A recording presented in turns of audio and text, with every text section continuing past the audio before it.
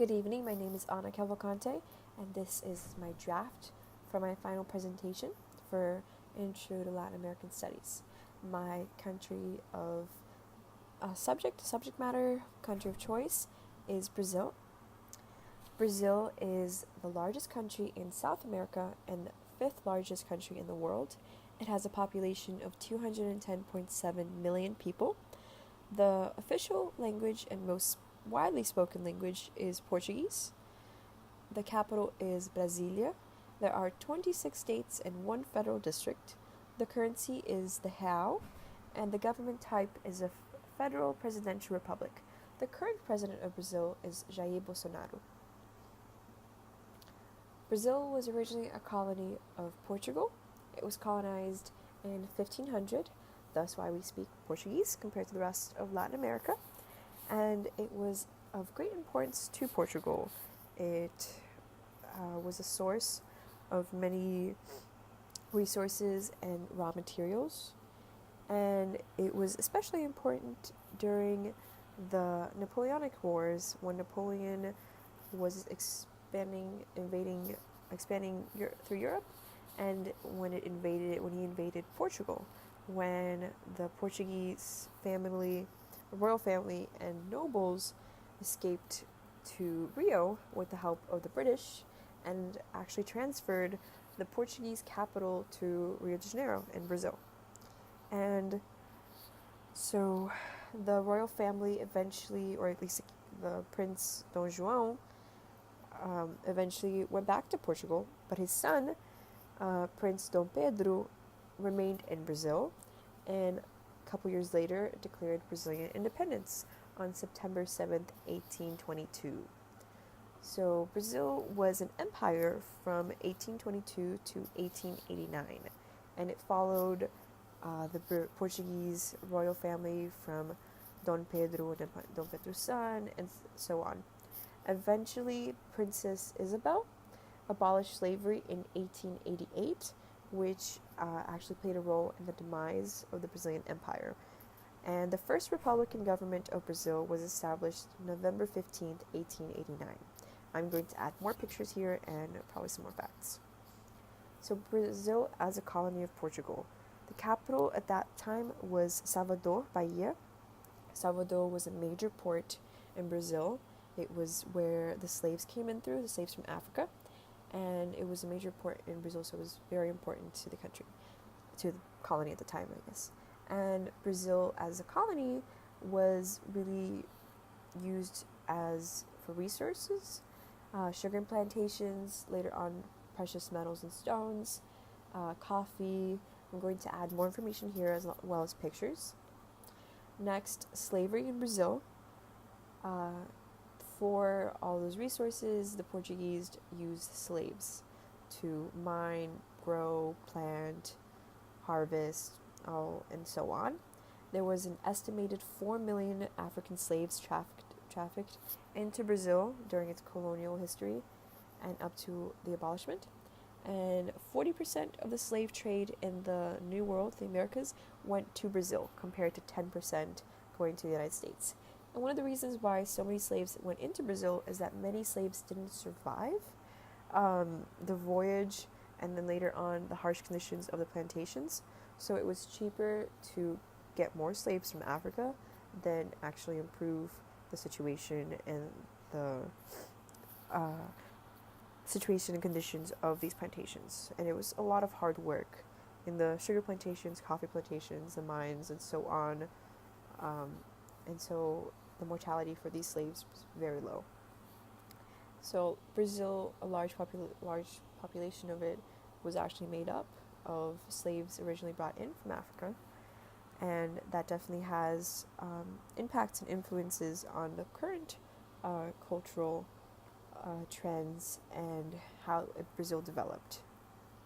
So going into that, going a little bit, something that is also influenced by that is gender roles in Brazil. And so here I'll go over machismo and marianismo, gender roles for men and women, stereotypes, machismo, and how that affects men in society, and how men are expected to act, and how they're, in many cases, it's seen as okay to act arrogant and in a machista way. And the Marianismo, the expectations that are held for women to be following in the image of the Virgin Mary and pure and not at all promiscuous. And this also, gender roles are very, gender, there's a lot of intersectionality with race. So the standards which white men and women are held to in gender stereotypes are also is different in a lot of cases to black men and women.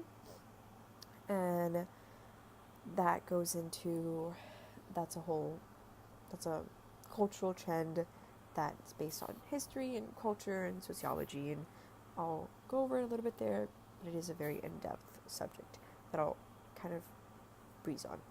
So next, I will talk about femicide rates in Brazil. Femicide, violence against women, sexual harassment, domestic violence are all very high in Latin America and Brazil in specific. Brazil is the 5th in the world with the highest femicide rates. Excuse me. Global estimates that 12 women are killed every day in Brazil. And again, intersectionality plays a role, and that the rates are 71% higher for black women. And femicide, as defined by the World Health Organization, is intentional murder of women because they are women. And as you can see, Brazil has definitely issues with this, as many women are killed in Brazil, and most often due to by their partners. So again, domestic violence and domestic sexual harassment and femicide. So I'm going to touch on that, and going on later. Going from that, I'm going to talk about gender in Brazil's current political climate, and I think I'll go over slightly on Bolsonaro and how those elections, the 2018 elections, also had to do with gender, and gender roles were brought into question. And lastly, in terms of the 3 topics, is new democracies, crimes and corruption. Crime and corruption. Brazil had a military dictatorship from 1964 to 1985, and after that, that's where the new democracies came from. It ended in 1985 with the election of the first civilian president, since the coup and the military's just put more different generals into power. And this ended with Tancredo Neves when he was elected in 1985, but he died before he was sworn in as president. And his vice president actually became president, and under him, Brazil's new constitution was drafted in 1985, and it's the same one that is followed to this day. So next is corruption in Brazil. Brazil has a long history of corruption from its colonial days to now.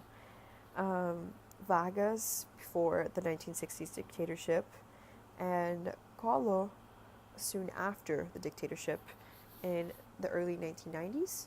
He was involved in money laundering and a major corruption scandal that actually led Congress to begin an impeachment process, but he actually resigned before it was completed. So that was 1992. And then the most recent ones have been with Lula, Dilma, and Temer, which are all part of Operation Lava Jato. And that's my next slide.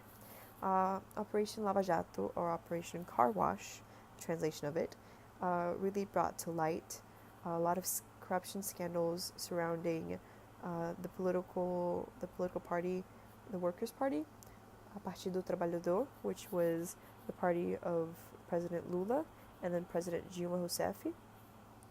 And it exposed that the corruption scandal with many government officials being involved with Petrobras, Brazil's oil company, where billions of US dollars were stolen and laundered away. And this was one of the biggest corruption scandal to affect Brazil, and one of the biggest in the Western Hemisphere. So I'll go over that a little bit right there. And this because of all of this, Lula was actually arrested and sentenced to 12 years in prison. Juma was impeached, and her vice president, who took office after her impeachment, Michel Temer, was actually arrested a couple months ago. He's been released, but he was arrested. And many officials have been charged on corruption charges because of this ongoing investigation by this judge over there, Moro. So, and that led into the 2018 presidential election. So, crime in Brazil. Brazil is very well known, sadly, for the crime in it, as many other countries in Latin America. There have been lately very high crime statistics due to the recession in the country. High unemployment does lead to spikes in crime, and as well as drugs and gang activity. And Brazil, again, well known for its favelas or its slums. So all of that was definitely very important during the 2018 presidential election. So lastly, the conclusion/reflection that I'll talk about is how history impacts and influences current trends, and also how Brazil is in dire need of a political reform because the culture and politics of surrounding corruption really is something that has been going on for so long and needs to be changed. It's not something that can change overnight, but it's definitely something that I learned a lot about, and that should be a goal for future administrations and future Brazilians, even part of the population, to push for integrity and hold officials to higher standards. So this is my draft at the moment. There's a lot that I need to add and some that I will take away, but this is my draft. I apologize for not turning it in earlier. I did have some technical difficulties, but I feel that I'm figuring it out and will be ready for the actual presentation. And that will be all. Thank you. Good night.